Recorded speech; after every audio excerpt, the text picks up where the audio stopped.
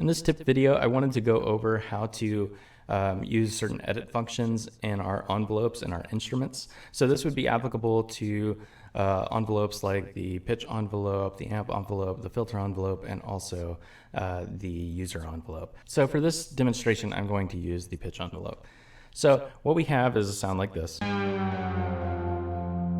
Pretty simple to understand. So I'm triggering something on the keyboard, but it's starting at a higher pitch than what I'm triggering, and then it's descending downwards to the actual pitch that I'm triggering. So one of the things I want to talk about is over here we've got three different modes. We've got sustain, loop, and one shot. They're pretty self-explanatory, but one of the things I want to talk about is loop. So I'm going to go to loop. As you can see, kind of visually what we're seeing has changed. That's because this is now incorporating a loop region.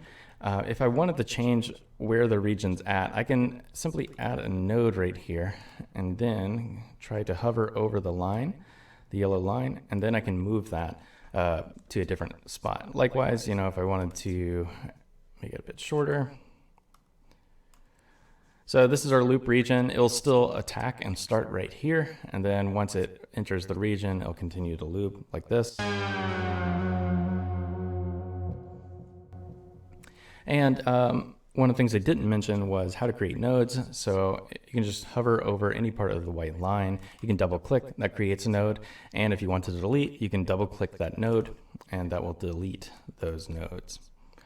So let's go back to sustain.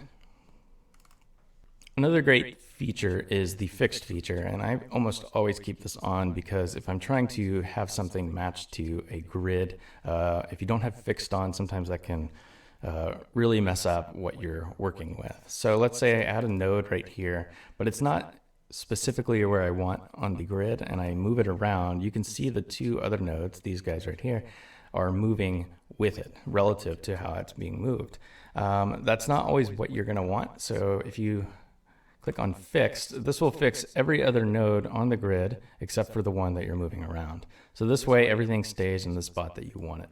The three below it, we have sync, note, and triplet.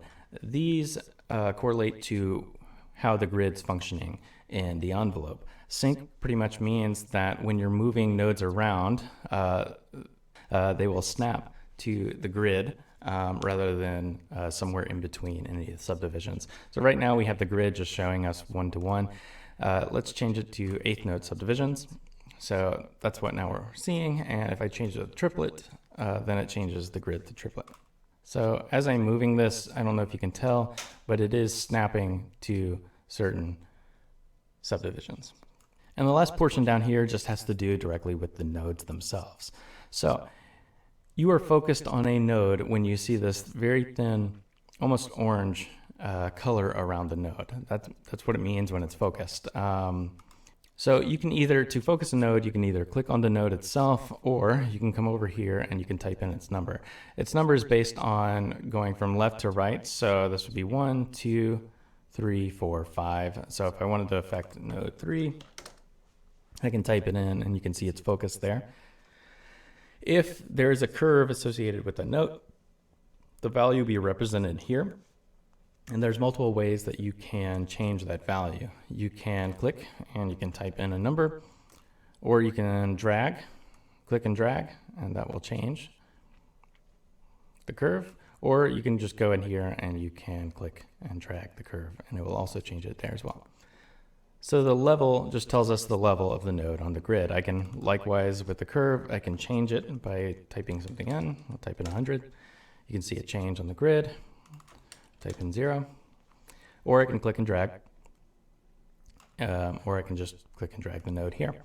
Sometimes when you're dragging a node on the grid, especially if you have sync off, you may just be trying to affect the level, but as you're doing that, it's kind of slipping in its placement on the grid. Some ways to get around that is using the modifiers on your keyboard. So control, if I just hold control down and then I click and drag, this will limit what I'm editing to just its placement on the grid. If I moved it up and down, you can see it doesn't do anything, so the level will not be affected. Likewise, if I hold down Alt, this will only affect the level and not its placement on the grid. And then if you want to make finer adjustments, you can hold down Shift and Control for just the placement on the grid, or Shift and Alt for just the placement of the level. Or you can just hold down Shift if you want to affect both at the same time, just make finer adjustments. And then lastly, I want to talk about the multiplier and divider function that we have up here.